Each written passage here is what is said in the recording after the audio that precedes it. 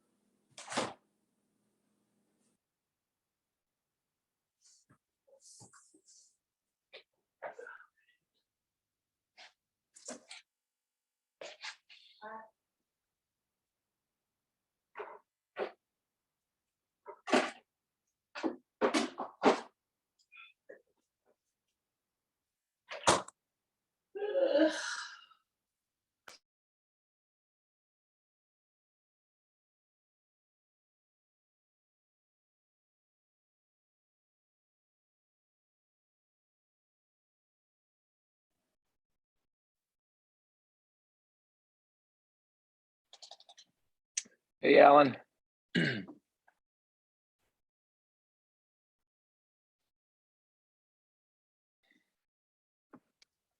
How you doing? Good, good. It is a little thin there. Um, The caterpillar too on the lip. oh yeah, really bad. Yeah. It'll Yeah. come back. Fingers crossed. Yeah, it better. Yeah. Hey guys.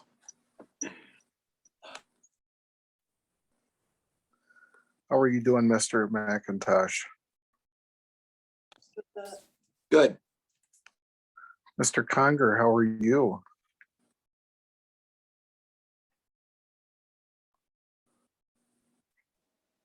Good. It's good to be seen finally. It's been a while.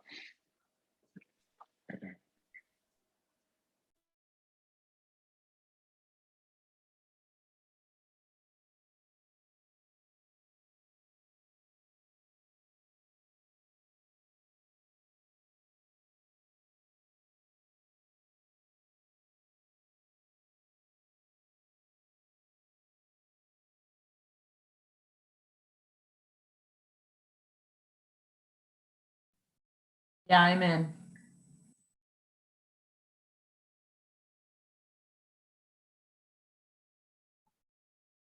Do you want to go ahead and put up the slideshow, Doug?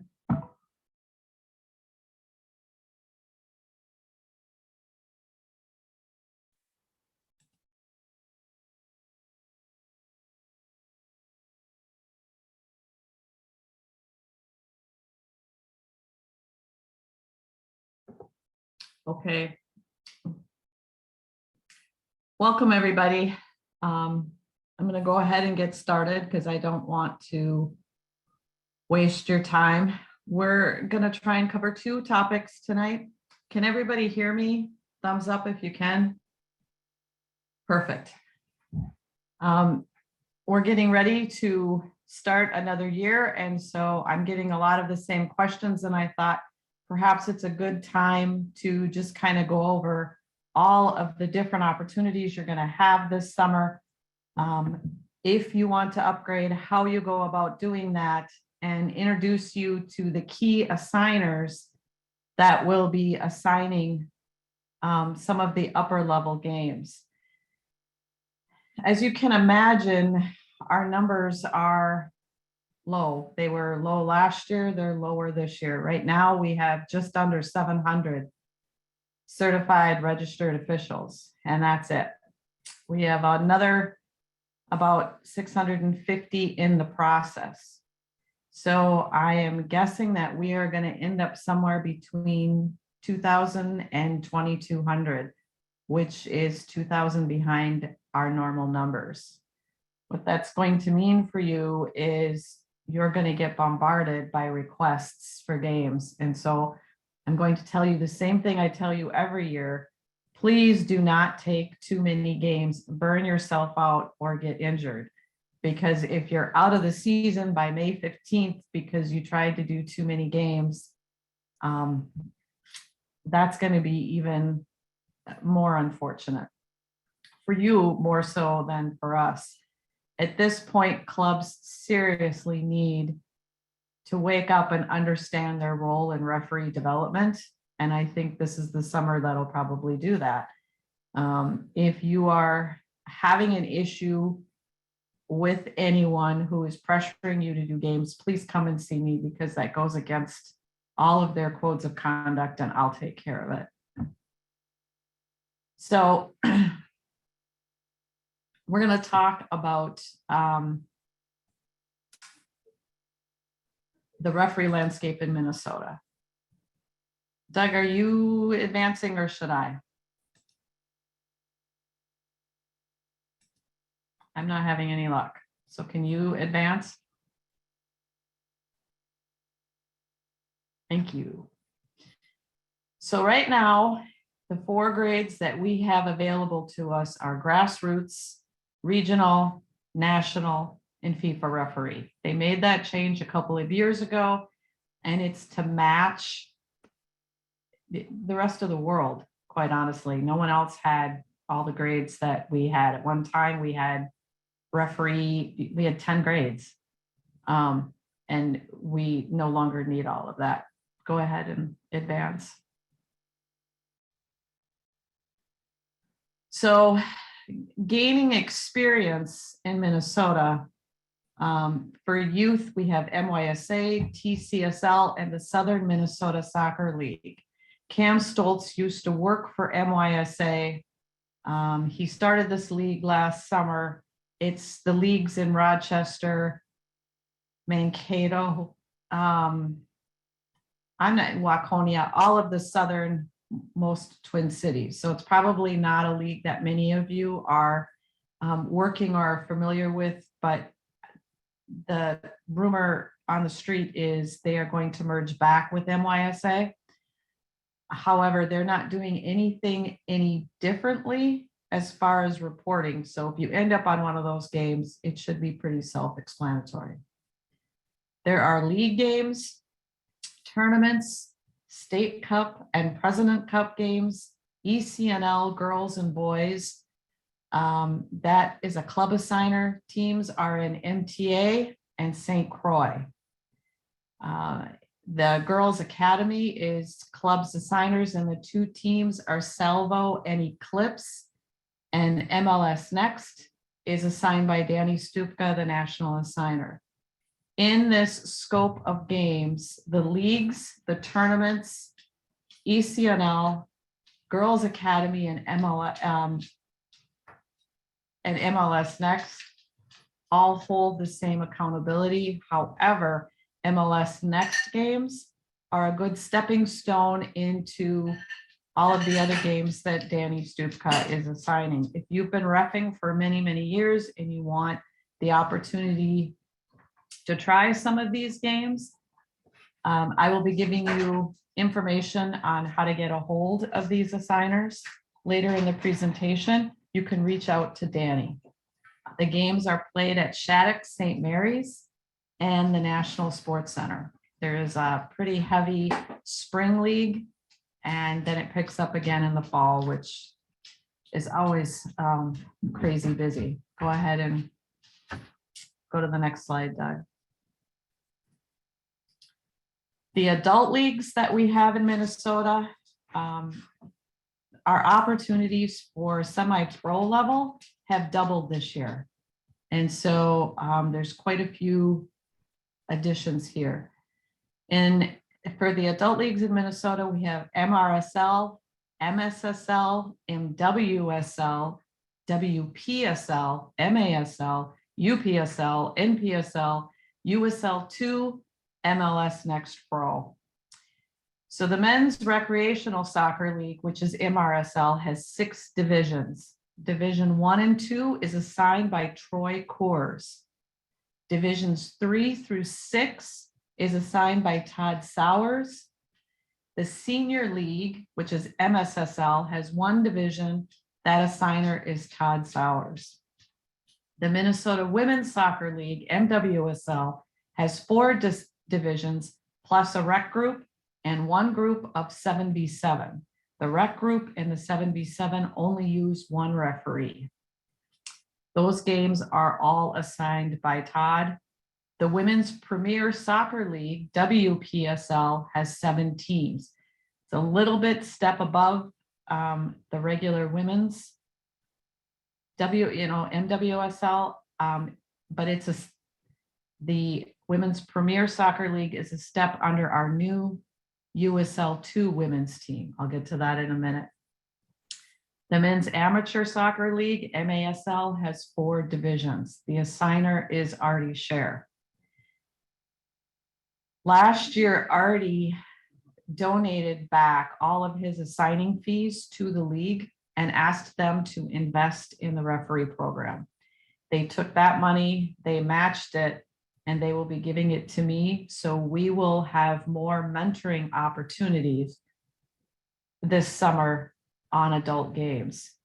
If that's something that you're interested in, you'll want to let myself and Artie know, because we will obviously be doing this on the men's amateur side, since they're the ones that gave us the funds. We typically, and sometimes it varies from on the dates, but the MASL and MRSL leagues play the Wilson Cup and their State Cup. It holds the same level of importance as MYSA State Cup and President's Cup games and Matt Tiano's TCSL State Cup games. The adult one is usually the second week and goes through 2 weekends in June, and we choose one of them to try and set up mentoring. That doesn't always work so well, because as many of you are aware, when you get to the adult leagues and tournament style, frequently players don't show up, teams back out at the last minute. And so this year, I think what we're going to try to do instead is choose a few Sundays or Mondays with double headers and send mentors out to the fields to give you guys some feedback. The next level for the adult games in our state is UPSL, which will have, last year they had 6 teams. They are jumping to between 10 and 12 teams this year. It's way less organized, but it's good soccer. The assigner is Todd Sowers. The MPSL has 6 teams. That is by our national assigner, Dan Stupka. USL 2 men will have 2 teams, Minneapolis City and St. Croix SC. And this particular league will be about on par playing wise with UPSL, but they have more money. And so they're paying higher fees to be in the USL, which means there's a lot more at stake. All of these games, the players are paying a lot of money to play. They are paying good money for referees. They will have crowds at them, and the pressure will be a lot more intense. We have a system that Danny works with. He has 2 different tiers. If you're interested in getting more into the semi-pro games, he will start you with MLS next and move you on up. So those are the 2 teams for the USL 2 men. The USL 2 women have 1 team, the Aurora. I don't know if any of you have been paying attention. It's been all over the news. This is a unique opportunity in Minnesota because the owners of the league here in Minnesota opened it up for people to own part of it. So when you bought season tickets, depending on what you wanted to donate was how much of a percentage you own of the team. These games have already sold over 1,000 season tickets. They will be playing at the football stadium for the Vikings in Eagan. And so it's going to be a fun atmosphere to ref in. I don't know if you guys have ever gone to any of the NPSL games. Those games also can be quite enjoyable from a fan standpoint. However, those fans are, 60 or 70, not 1,000. The Men's Open Cup is assigned by US Soccer and MLS Next is assigned by Pro. Go ahead and advance, Doug. So advancing in Minnesota. For training opportunities, we have these Zoom sessions. We have a total of 4 remaining. We had our first one over the weekend for the preseason for NPSL and MLS Next. We have tonight, we have 2 in March and 2 in April. You all know how to sign up because you signed up for this one. It's on the tier page. In addition, there are quizzes and information within that tier system. It's all self-driven. So if you guys are interested in getting better on understanding the laws of the game, there are quizzes you can take. Constantly be looking at that page. Doug Marshak has kindly put that together and runs that program. We will have mentoring, hopefully, at the State Cup and President's Cup games this spring. All of those games will be played at the National Sports Center. And hopefully we will know a schedule by the end of March, and they will have an assigner in place. We will be having 2 referee academies at this point. One will be at the semifinals for the State Cup. That's Danny Stupka and Troy Coors that run it. If you've done it before, it's not necessary for you to do it again. If you've never participated in that, just shoot me an email and let me know that you're interested, and I will make sure I keep a list and keep you informed of how that's going. We are also going to do one at USA Cup. We are going to focus on the week tournament, not the weekend. However, you are more than welcome to come and referee at the weekend and the week-long cup.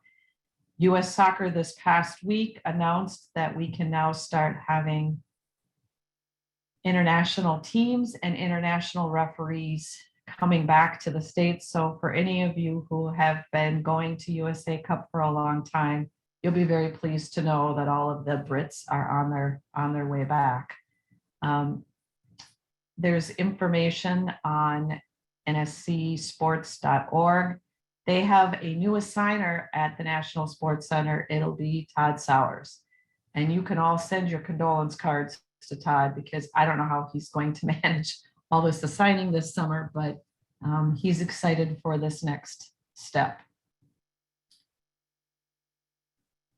I constantly get questions about upgrading. Here's the thing you need to know. Every game that we just talked about is considered by US Soccer grassroots grassroots soccer. That means that all you need to be in order to referee these games is a grassroots referee. I know that by nature, most of us want goals and levels to achieve. And in the past, we could do that by being a grade 6 state referee. And if we were serious about going to national, we went to a grade 5. There is no more stepping stones. When you now decide that you want to be a regional referee, it is with the expectation that you are going for your national badge. That is difficult for a lot of people to handle. I certainly will help anyone who wants to do this go for it, but the requirements are expensive, difficult, and it takes a lot of commitment, and you have to be willing to travel. So to start the process to go from grassroots to regional, you have to create a game log that includes 50 adult centers. Those games all have to be affiliated, but it could be the women's 77 games, their rec league. It can be any of the MRSL, any of the MASL. If you have worked OSPANA tournaments in the past, those were sanctioned. Many of the men's ethnic tournaments that have popped up that Matt Tiano was the assigner for, or Tyler, are not affiliated. For years, Rochester also had quite a bit of adult soccer that was not affiliated. So it does have to be any adult game that is affiliated. If you've ever been to the Tournament of Champions, those games count as well. Then you have to, so the first thing you'll do is send me that game log with those 50 adult centers and 25 assistant referee positions. And if they all check out, then you will take and pass a fitness test. The fitness test is offered in August. So I would need your game log no later than the beginning of July so that you know and can prepare yourself for when the fitness test will be. You have to do 6 40-meter sprints in 6.2 seconds or less. And then you do 20 segments of 75-meter runs in 17 seconds, followed by 25-meter walks in 20 seconds. This test is not easy. It is very difficult. It is not something that you can just train for a month and then pass and forget about it. When you are a regional referee at any time, you could get a game offer from Chicago because they are watching you because you've indicated that you want to be a national referee. So you have to be able to pass this test year round. Once you pass the fitness test, you will need to complete 3 assessments by a national ref coach or a regional ref coach. One can be on a U19 game, and 2 of them have to be on adult matches. And then you just have to complete the advanced clinic requirement. This is why I have the next slide, that US Soccer has the regional level for referees working towards their national badge. You are expected to apply for a national within 3 years of achieving your regional status. Doesn't necessarily mean you will make it within 3 years, but they expect you to start applying. It can be challenging to get your assessments in and the game counts that you need at that level, which is why we have in there, you would be expected to travel. All of the games, once again, below MLS are considered grassroots. So there is no reason for you guys to worry if you don't want to go for the national badge. There are lots of opportunities for you to both challenge yourself and grow as a referee without having to upgrade. The point will just be, we're looking for professionalism. We're looking for people who honor their assignments, are ethical, are probably the biggest component for all of you is as we introduce more mentoring and assessing in this state, if we're lucky enough, is that you are coachable. There isn't a day that'll go by that you aren't a student of this game, and this game changes constantly. I highly recommend you start reviewing your laws of the game so that you're ready for the upcoming season. Go ahead, Doug.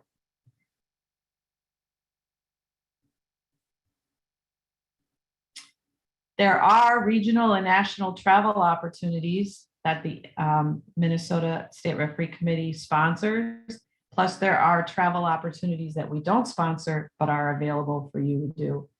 So every year, we send the winners, or the state of Minnesota sends the winners of our President Cup and State Cup games to the regional President's Cup tournaments and the Midwest Champions Tournament. The winners of those events then go on to compete for national events. The SRC sends referees and mentors to these regional events, and based upon performance, these officials have a chance to be selected for the national event. And unlike the referee program, which doesn't seem to be growing at an alarming rate, unfortunately, both of these tournaments are growing at an alarming rate. And over the next 2 years, the teams will double in these categories. Our State Cup and President's Cup games occur in May. Currently, we don't have the complete schedule because applications are open. However, they plan on closing in March, and all the games will be played at the NSC. March 9th through the 15th will be President's Cup group play. The 16th through the 22nd will be the State Cup. The 26th through the 29th will be the semifinals and finals. Note, this is Memorial Day weekend. Personally, I think teams won't show up, and I think it'll be harder to get reps, but this is what the clubs wanted, and so MYSA is giving them their choice. This year, the President Cup is the 16th through the 20th of June. It is in St. Louis, Missouri. The Midwest Regional Championships will be June 23rd through the 30th. July 7th through the 10th is the National President's Cup in Greensboro, North Carolina.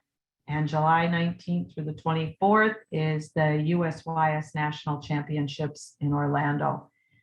These regional and national tournaments are really not paid events. President's Cup for the very last year this year will pay a $250 stipend.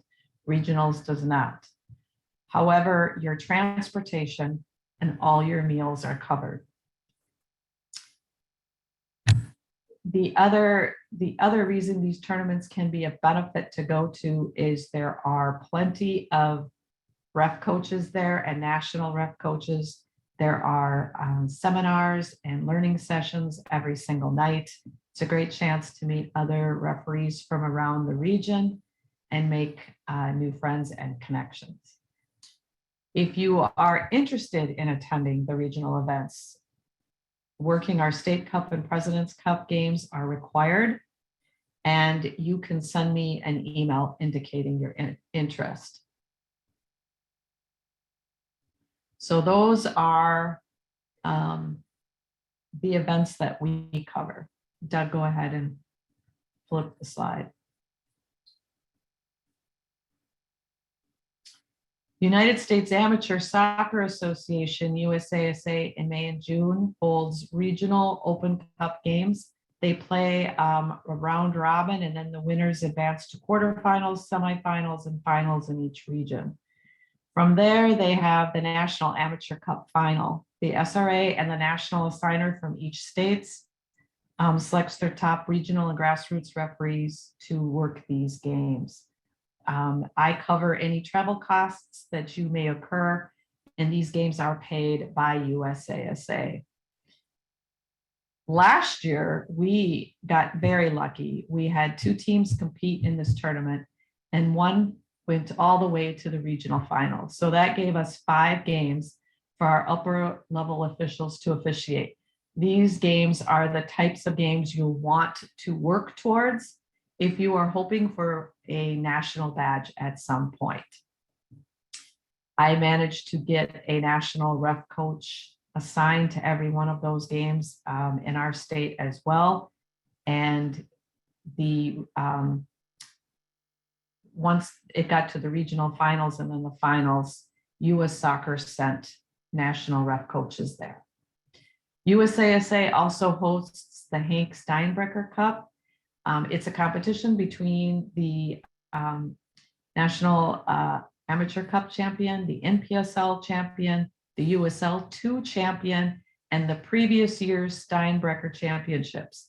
US Soccer assigns these referees, Rick Eddy specifically, and USASA covers referee travel.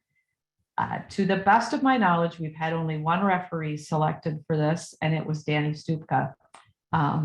I happened to be there at the event that year, and so it was kind of nice for me to be able to watch Danny work. That was when he was a national referee. Lastly, USASA hosts a soccer fest in July of each year. The tournament has teams from competitive to recreational, and ages 18 to 80 play small-sided and full field matches over a 5-day period. They take applications from any referee that wants to go and officiate. Travel and lodging is not provided by the tournament, but they pay game fees. So this is another one where, like when you're a younger official, you go to President's Cup and State Cup to make friends and, you know, reunite with people that you've met over the years and have a good time. This is kind of the same thing for USASA for their soccer fest. They have a beer tent and a wine tent set up. The adult players that play in this come to have a good time, and it's a little bit more relaxed. There are two very competitive adult men's brackets that play that offer a much more difficult challenge to manage the games. The rest of the games are just kind of a joy to watch. Pele has been known to show up at this game, and a couple of his teammates currently reside on teams within the United States that still play in this tournament. I have not, in the past, I have offered a travel stipend because US Soccer was providing ref coaches, so there was an educational component. I do not know if USASA is still requesting that piece. If there is not an educational component, the SRC does not send anybody to that or give you a travel stipend. We do offer travel stipends to Girls Academy and MLS Next events and ECNL. Go ahead and flip the slide. So that's these three groups, ECNL, Girls Academy, and MLS Next, host referee academies throughout the year, usually 3 times a year. These events do not include your travel, but provide hotels and meals at the field. In addition, they pay game fees, and depending on the event, the SRC can offer a stipend to candidates who qualify. Typically, well, I can tell you, the Girls Academy is in mid-March. The ECNL Girls Academy also have events in April. Girls Academy has their regional big tournament in June and their finals in December. And they typically play those in Oceanside, California. MLS Next is a little less organized and is a little slower to the table trying to figure out their organizational style. So last year they did not offer any ref academies. However, there are referee academies at the ECNL, both boys and girls, and they do events together, and Girls Academy. So if you're interested in those types of events, let me know, and I will tell you when those opportunities are coming up. I will learn more myself when I go to Dallas Cup, but Dallas Cup is bringing back referee education as well for future years. Dallas Cup is not something you would go to for the first time. The scrutiny you will get at Dallas Cup is pretty intense. They have international teams, international referees. NPSL runs academy there. Rick Eddy runs a US Soccer Academy there. But if you're trying to go for your national badge, this is a tournament that you should strongly consider going to. You do have to give up a week. You have to be any of these tournaments that you travel to for a referee academy. It is expected that you are there for the entire event. Paula, can I interrupt? Yes, you can. There's a question from the chat that I think you should address. The question is, how does someone qualify to receive a stipend? Yep, if you give me 2 seconds, I'll get that covered. If you decide to travel to another tournament around the States, just send me an email with the event, the assigner's name, and I will send them an email confirming your registration and your good standing status. I tell you guys that you need my permission, not because I'm going to tell you no, but because you need my help communicating with the other SRA and the assigner to make sure all the I's are dotted and the T's are crossed. Frequently, referees get these opportunities because their sibling is playing in the tournament, or a group of referees can travel together to ref a tournament. The way that people can earn stipends and the ability is you have to be one of the refs that's participating in our advanced mentoring. You are respectful and appreciative when you are mentored or evaluated by one of our assessors. They get back to me and they say, this person is really wanting to grow as an official. You can commit to the entire week. You're there for our big games. And by that, I mean the State Cup and the President's Cup. Our state holds the President's Cup and State Cup games at the highest regards. It is the most important tournament. It's the reason MYSA has survived with TCSL coming on the market. The clubs very, very much want the opportunity to represent the state at the regional and hopefully national level. So have a start by having a conversation with me. Just send me an email and we can go over it. Go ahead, Doug.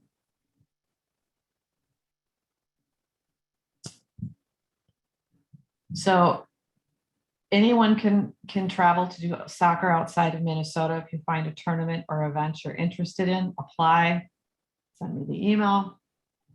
For any invite the SRC gives to you. So when I'm looking to send referees places, if I know people are willing to travel, then I will reach out to them and say, hey, we are going to be sending referees to the following events.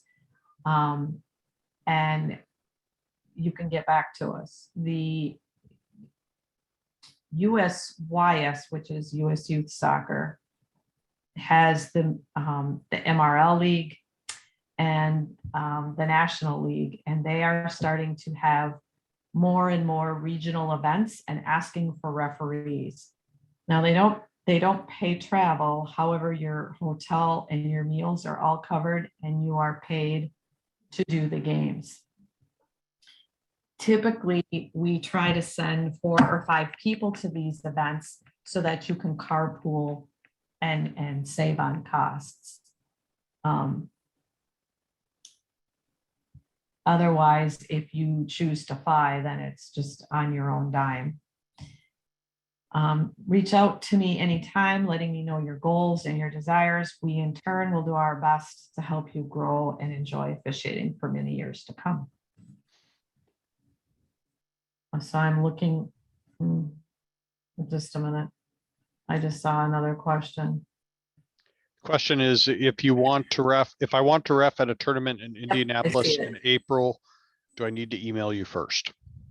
Yes, the reason you need to email me is not because you necessarily need my permission, but you need me to communicate with the assigner and that SRA to let them know that you're coming in, you have a background check. I probably should preface that everybody has to be 18 in order for us to sponsor you for travel. If you, as a 15-year-old referee, are going with your parents to a tournament to watch your sister play or your brother play, you're more than welcome to go, and I will write you a note. But if I am sending you or the state referee committee is sponsoring, you must be 18. Have a completed background check and a safe sport certificate that's up to date. So that's why you need to contact me first, because you need me to communicate with the tournament people. There are quite a few referees that do lots of tournaments in Iowa. They're always looking for help. North Dakota always needs help when they have tournaments up there because they only have 250 referees that are registered.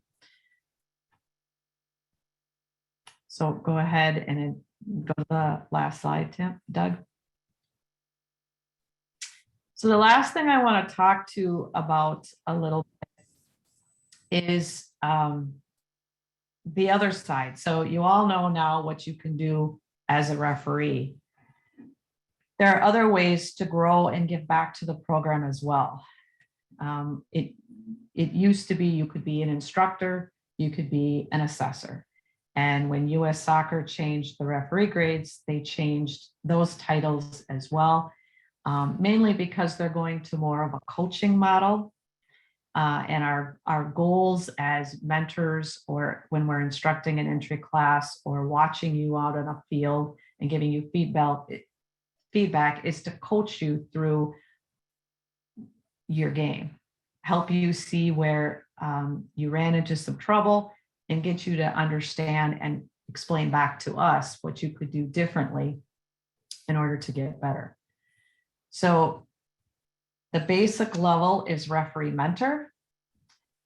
From there, you can go on to a referee ref coach. And from there, you possibly could be a national ref coach.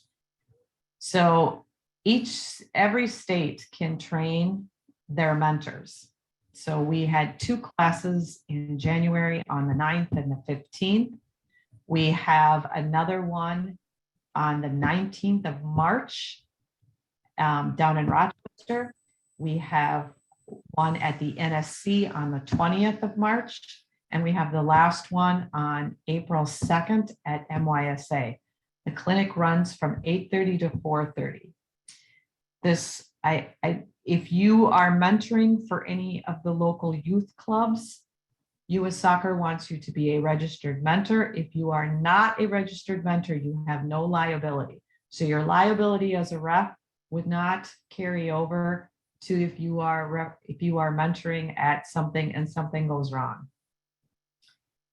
So we are encouraging clubs to require that as well, but I have no jurisdiction over the clubs in this state. So if you are out there mentoring without the official title and the training, I'm not going to do anything about it, but I also cannot support you and or use you by any SRC sponsored event. I would really, really like to stress how important mentoring is. It's one of the biggest components that we're missing in our state. And it's because we've had such a referee shortage over the last few years. We can barely get through our games, let alone put mentors on the field. You can't adequately mentor when you are refereeing at the same time. However, I would really like to get to a point where we have mentors at as many, many tournaments as we possibly. If you are at an event and you are mentored this summer, that's fantastic. I do want to introduce a few mentors at ref coaches and national ref coaches that if you have the opportunity to get watched by these people and get feedback, I hope you understand the level of expertise and the level of commitment that these people specifically have put towards this particular craft. Our top tier of mentors in the state of Minnesota for ref coaches are Doug Marshak. He's the SDI. Dan Stupka, former national assistant referee, our current national assigner. Chris Reska, currently a national referee. John Krill, currently a national AR. Brian Wood, he's a brand new national referee this year. Eric Wood is a national assistant referee. David Brunette just came from Wisconsin. He is a ref coach. Kenny Lamb and Jeff Philippek were both national referees, national assessors, and now they're coming back and giving back again. In addition, Sia Rahimi will be rejoining the mentor group this year and giving advice. He was a national referee. Currently, we are blessed to have 5 national ref coaches: Steve Olson, Bob Peterson, Troy Coors, Artie Scher, and myself. So that's pretty much all that we have going on for this coming summer. As you can see, our games will be plentiful. People will have no problems refereeing. If you're not getting assignments, let Jim Ingleking and I know, and we'll figure out where the communication gap is between you and your assigner, because there isn't going to be an assigner in the state of Minnesota that isn't going to need help. We have another presentation that we feel will be of great benefit to you for tonight. So if you have further questions, you can put them in the chat. I'll make sure I get you addressed. Otherwise, I'm going to turn it over to you, Doug. All right. Let me get out of the presentation that we just did. Switch to the other one.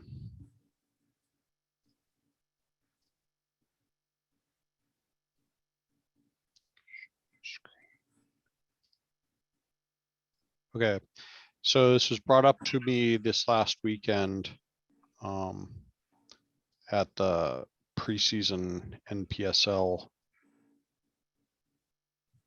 meeting. I gotta switch this. There we go. Okay. So I know there's in part of the training for this year includes a few slides on the points of emphasis on dealing with discriminatory language and actions. I think it's important to review that as much as possible. And it's just because this is a problem that is going to continue to develop for us. We're going to see more and more of it as time goes on.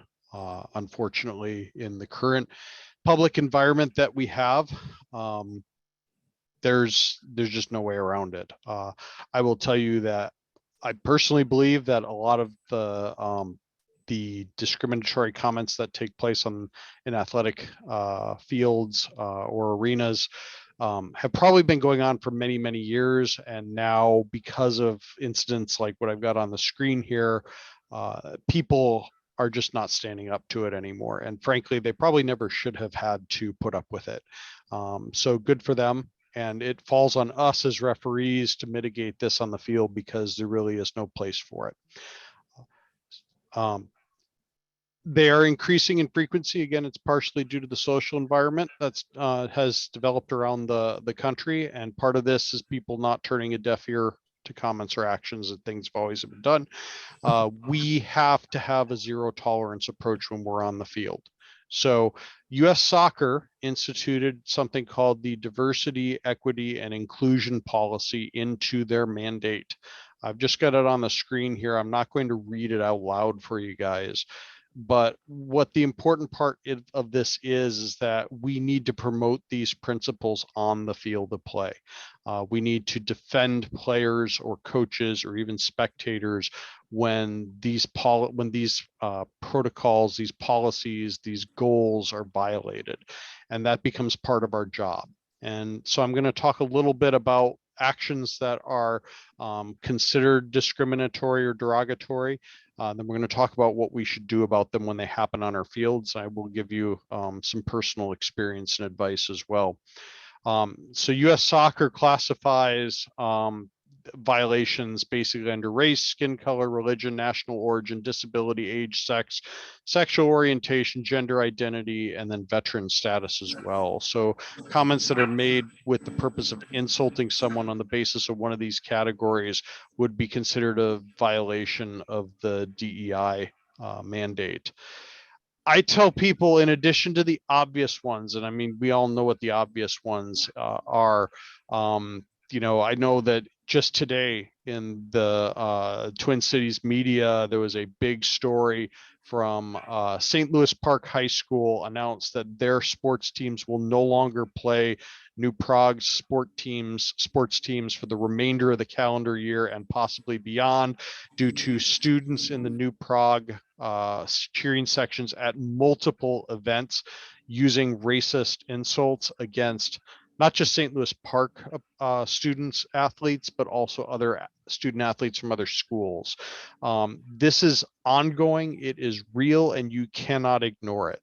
Dog whistle comments. What those are not necessarily direct discriminatory comments, but they are in fact designed to basically insinuate racist insults. And the best example of this I've experienced last summer, I was at President's Cup watching my son's team play.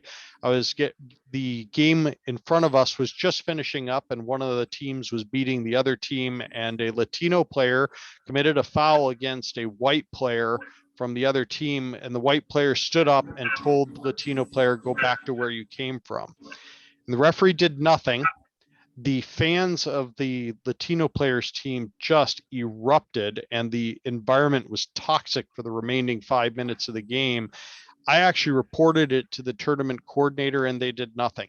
And this is the kind of problem that when we don't do anything about it, we're sending a message to that kid who's a victim of that we don't care. And we cannot do that regardless of why they're being insulted. And I think we need to be sensitive to that and we need to act on it. Another example, the 5-letter word bitch is a reference to a female dog. It's a sexist comment. And I don't care if it's a male player saying it to another male player. Obviously, that's misogyny. If it's a female player saying it to another female player, that's a sexist insult. And we sit here and we use, what we might consider less offensive curse words like damn, for example. And we ignore stuff like that. And I think the B word in the past has actually been considered a less offensive curse word. It shouldn't be. It is a misogynistic sexual insult, gender-based insult, and it should be treated severely by all of us in the games that we officiate. I know for the 25 years that I have been an official, homophobic slurs get thrown around quite casually, especially by kids. Maybe they just don't understand the reason for it, but there are more and more kids nowadays who are identifying as opposite gender, not their birth gender, who are homosexual. And homophobic slurs are a zero tolerance occurrence under U.S. Soccer's DEI policy. I did a college tour with my younger son yesterday, and one of the kids identified as using they, them personal pronouns. It's part of what we deal with now in society, and you can't ignore it. You have to respect and protect people from insults that are based on these sorts of things. So now that I've outlined the sorts of things to look for, what do you do when you hear or see something? So there's two possible situations. The first is you actually hear it or see it yourself, or a member of your crew hears or sees it and reports it to you as the referee. First of all, we're going to halt the game immediately. If the comment or action is by a match participant, meaning someone under your jurisdiction, a player, a substituted player, or a team official, that individual should be shown a red card and sent off.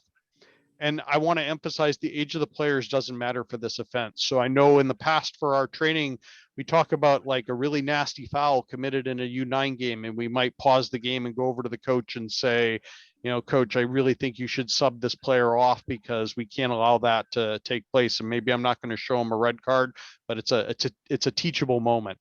These are not teachable moments for coaches to deal with. Too often when they are left up to administrators, coaches, whatever, they aren't dealt with properly. And the new Prague situation, I am sure, is probably a case in point. So I don't care if you're working a U10 game. If a kid uses a gender or racial slur during that game, show that kid a red card and send them off. It needs to have a absolute severe reaction from you. Follow the protocols as they pertain to the type of individual for removal from the vicinity of the playing field. So if we're talking about an adult game, they got to leave the field. Coaches have to leave the field.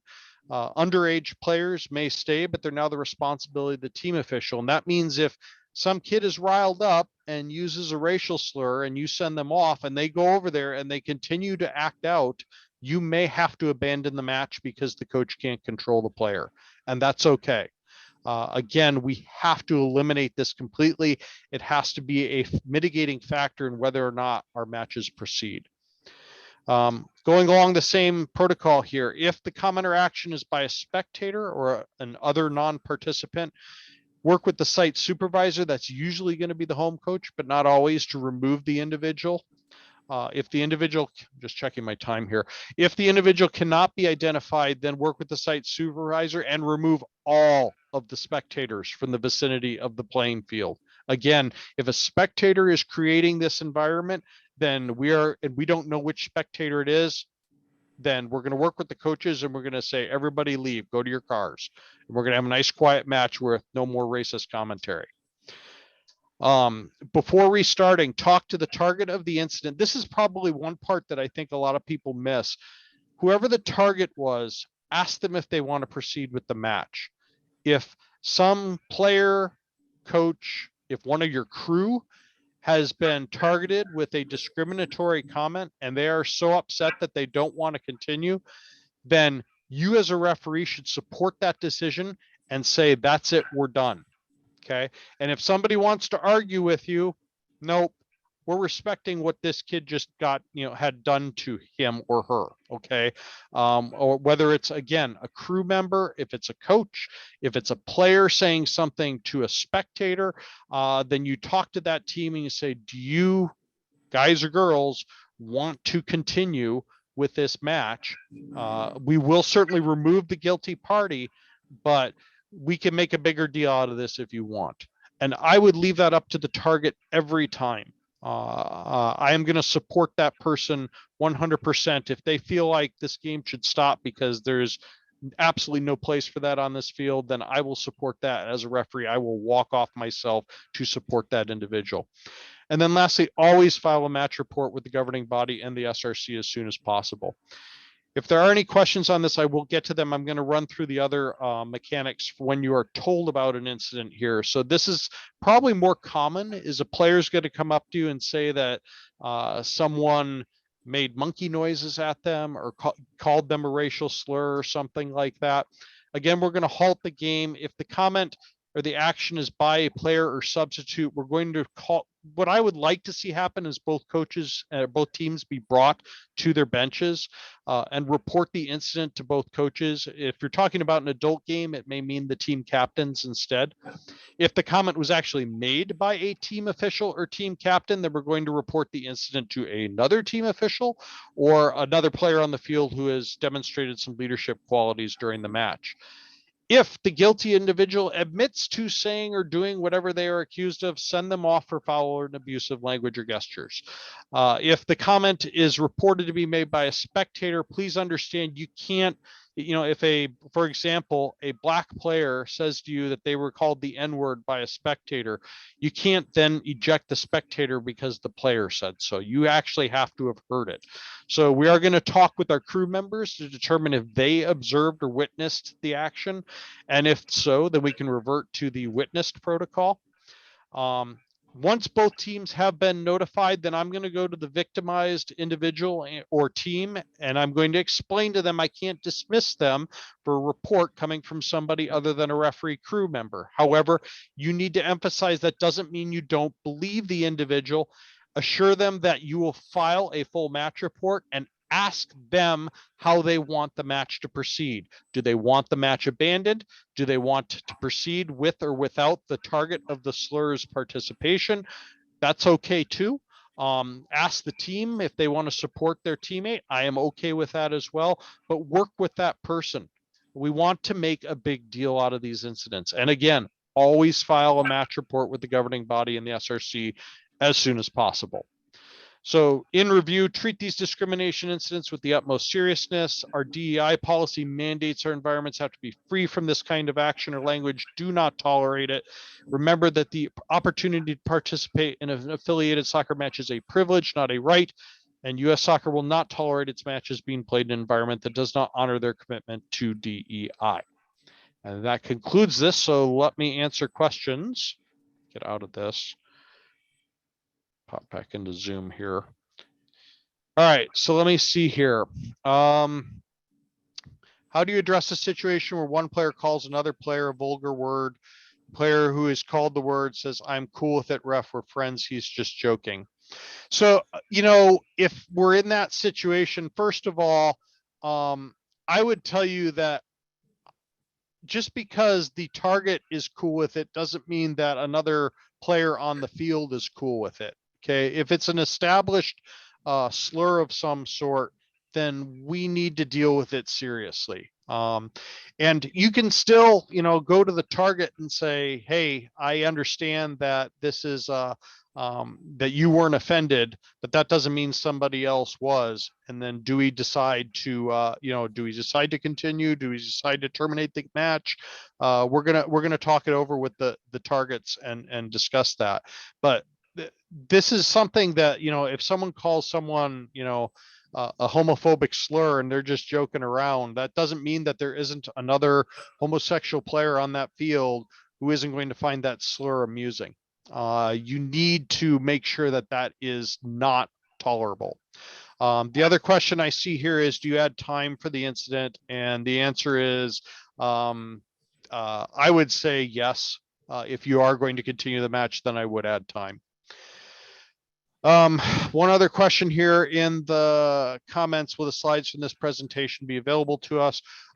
The entire video, this entire meeting has been recorded, and we will post it to the tier page so you can see that. Yeah, and then I see also Dan Stupka just pointed out that in the NBA, a player was recently ejected for playfully taunting a friend. It doesn't matter that they're friends. Okay. And that's again, it just falls under just because they're having fun doesn't mean that somebody else isn't going to be offended by it. So, all right, it's 8:28. Last call for questions. Going once, going twice. Paula, would you like to close?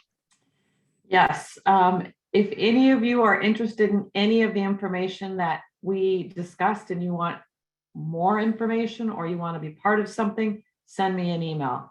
And in order to register for a mentor class, you have to register as a mentor. So just send me an email. I'll turn on that access and give you the instructions for that. Otherwise, I hope we see you guys at upcoming meetings. The next one is on fitness and positioning. We'll go over some clips and training ideas. And if you have anything that you would like specifically covered, we have topics, but I am more than willing to take suggestions from the audience. Thanks for coming, guys. Have a good Thank you, everybody. Good night.